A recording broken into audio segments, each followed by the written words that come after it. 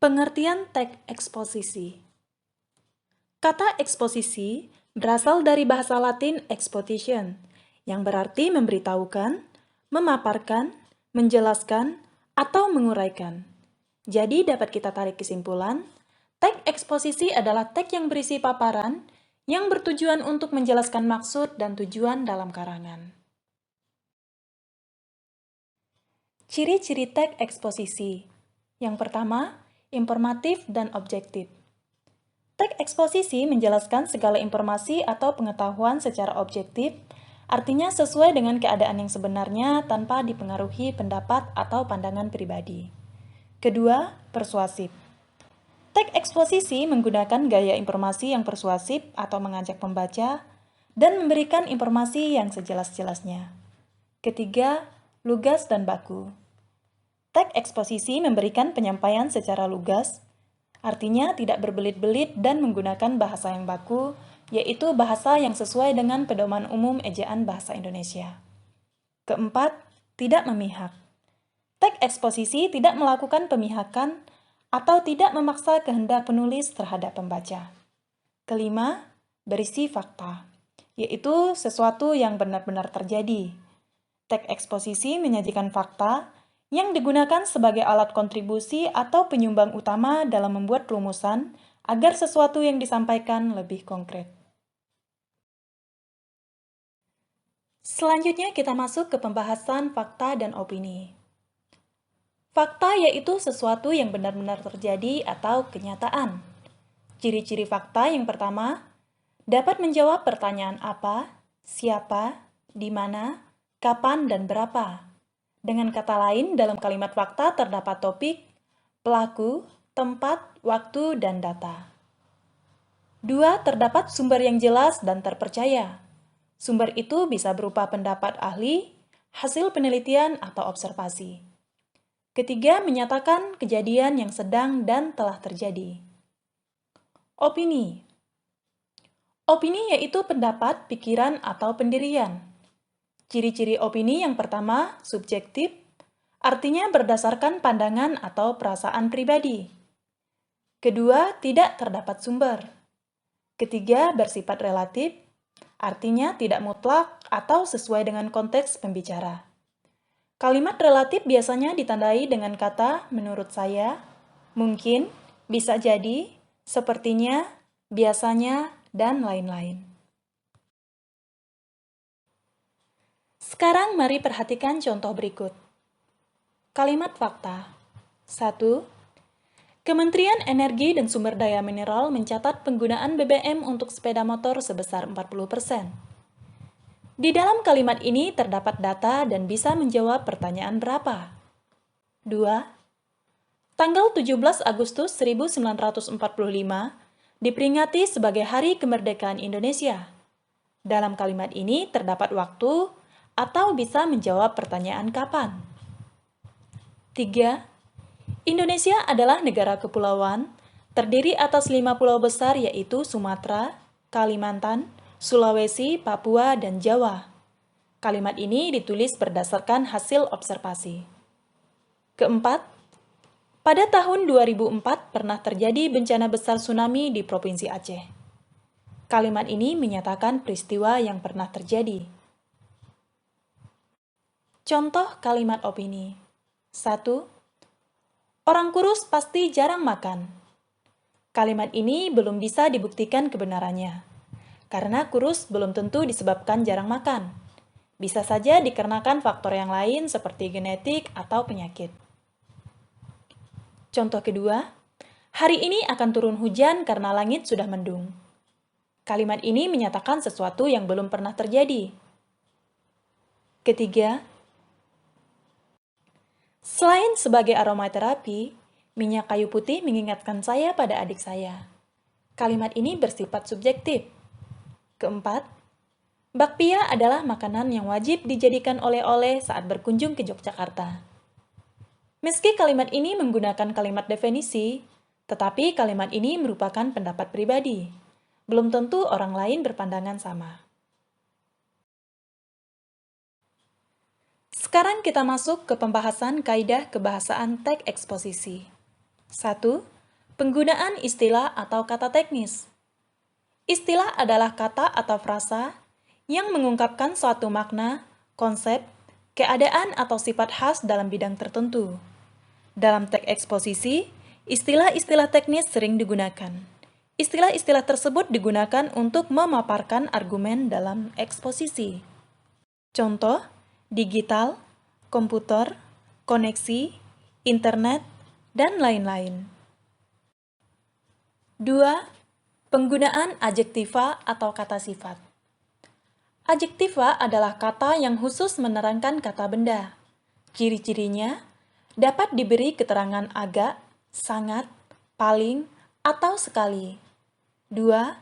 Dapat membentuk konstruksi se plus kata sifat yang diulang plus akhirannya. Contoh, kata cantik bisa diberi keterangan paling, sehingga menjadi paling cantik. Atau membentuk konstruksi se plus kata cantik yang diulang dan ditambah akhirannya, sehingga menjadi secantik-cantiknya. 3. Penggunaan pronomina. Pronomina adalah jenis kata yang menggantikan nomina atau frasa nomina. Pronomina dibagi menjadi pronomina persona, kepunyaan, penunjuk, penanya, dan tidak tentu.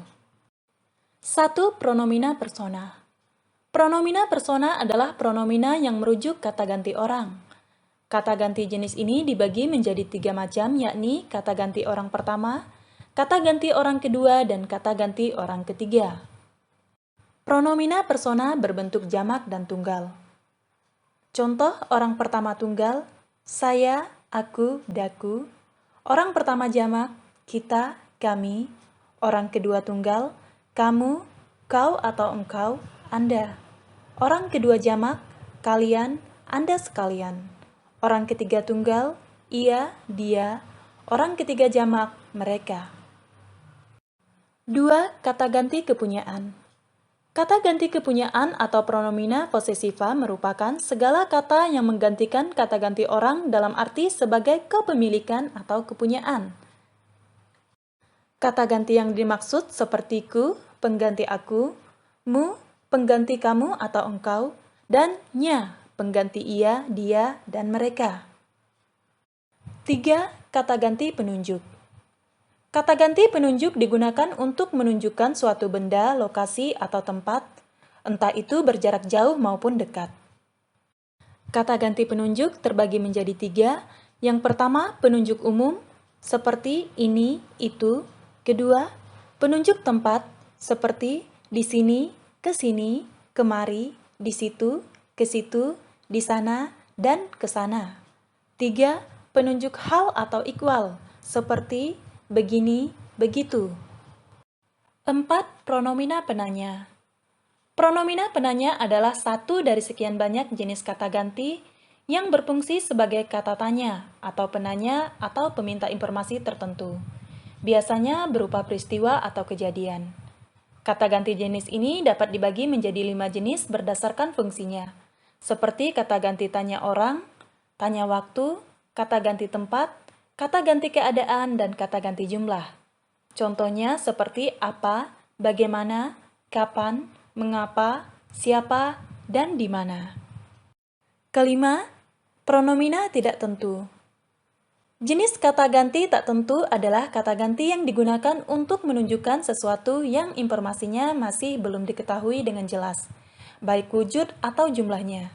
Kata ganti tak tentu diantaranya seperti sesuatu, seseorang, barang siapa, masing-masing, dan para. 4. Penggunaan kalimat verbal. Kalimat verbal adalah kalimat yang predikatnya berupa kata kerja. Berdasarkan imbuhannya, kata kerja dibedakan menjadi 2, yaitu kata kerja aktif dan kata kerja pasif. Kata kerja aktif berimbuhan me, mekan, memperkan, mei, ber, dan berkan. Contoh kalimat, Lili membaca buku. Kata kerja pasif berimbuhan di, dikan, diperkan, dii, kean, dan ter. Contoh, adik terjatuh dari sepeda. Selanjutnya, kata kerja aktif dibedakan menjadi aktif transitif dan aktif intransitif. Verba aktif transitif ditandai dengan penggunaan imbuhan mekan, memperkan, dan mei. Jenis verba ini dapat membentuk kalimat aktif transitif, yaitu kalimat yang memiliki objek dan dapat dipasifkan. Contoh, Lala menyiram bunga, di mana Lala menempati posisi sebagai subjek, menyiram menempati posisi sebagai predikat, dan bunga menempati posisi sebagai objek. Kalimat ini juga bisa kita ubah ke dalam bentuk pasif menjadi bunga disiram oleh Lala. 2. Kalimat aktif intransitif. Kalimat aktif intransitif adalah kalimat yang tidak memiliki objek. Kalimat ini ditandai dengan penggunaan imbuhan beran, dan berkan. Kalimat intransitif juga dapat dibentuk oleh verba dasar. Kalimat ini tidak bisa diubah menjadi kalimat pasif. Contoh, adik menangis dengan keras, di mana adik menempati posisi sebagai subjek, menangis menempati posisi predikat, dengan keras menempati posisi sebagai keterangan. Kalimat ini tidak bisa kita ubah menjadi kalimat pasif. 4. Penggunaan konjungsi atau kata hubung. Konjungsi adalah kata yang digunakan untuk menghubungkan satu unsur dengan unsur lain. Dalam tataran kata, konjungsi termasuk kategori kata tugas. Dalam teks eksposisi, konjungsi digunakan untuk memperkuat argumentasi, menata argumentasi dari yang paling kuat ke yang paling lemah atau sebaliknya, dan menciptakan struktur teks eksposisi yang bagus. Konjungsi terdiri atas beberapa jenis, yaitu konjungsi koordinatif, konjungsi korelatif, subordinatif, dan konjungsi antar kalimat. Contoh konjungsi koordinatif seperti dan, atau, melainkan, sedangkan, padahal, serta, dan tetapi. Konjungsi korelatif seperti baik maupun, tidak hanya, tetapi juga, bukan hanya, melainkan. Konjungsi subordinatif seperti sejak, ketika, setelah, jika, seandainya, dan lain-lain. Konjungsi antar kalimat seperti biarpun demikian, kemudian, selain itu, sebaliknya, sebenarnya, akan tetapi, namun, dan oleh karena itu. 5. Afiksasi. Afiksasi adalah proses pembentukan kata dengan cara pemberian imbuhan, baik berupa awalan atau prefiks, sisipan atau infiks, akhiran atau sufiks maupun awalan dan akhiran atau konfiks. Contoh, kata berimbuhan kemasyarakatan berasal dari kata dasar masyarakat yang diberi imbuhan berupa awalan ke dan akhiran an. Kata berimbuhan perdamaian dari kata dasar damai yang diberi imbuhan dengan awalan per dan akhiran an.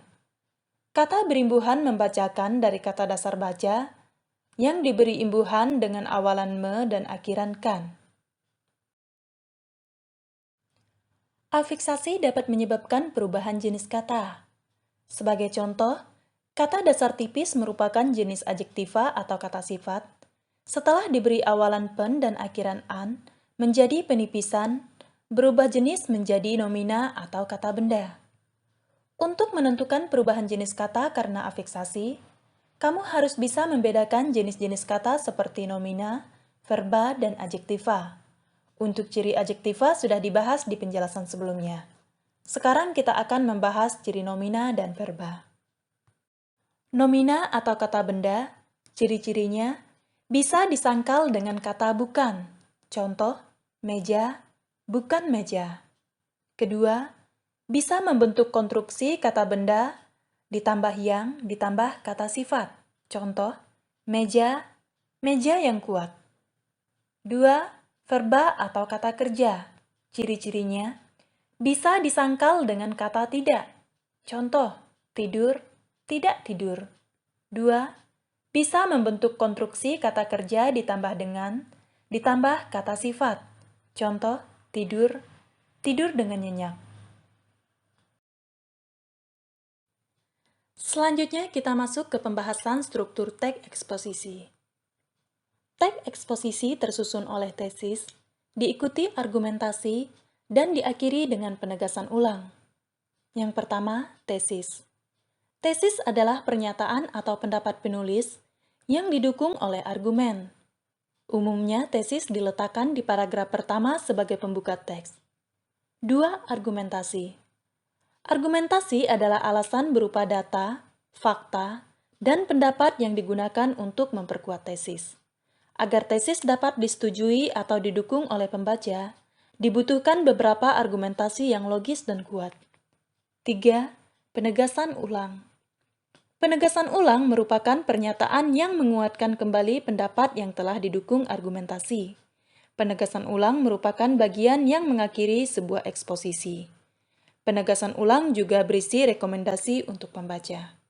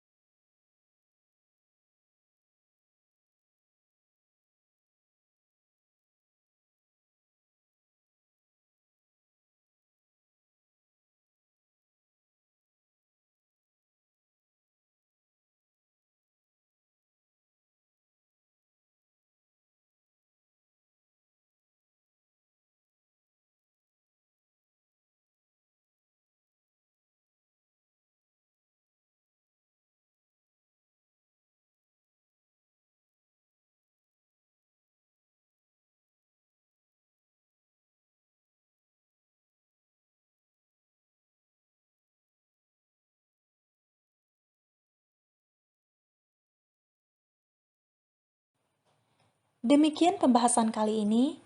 Video ini Ibu akhiri dengan sebuah kutipan. Sedikit kemajuan setiap hari dalam dirimu akan menambah sesuatu hingga hasil yang besar. Terima kasih dan sampai berjumpa di materi selanjutnya.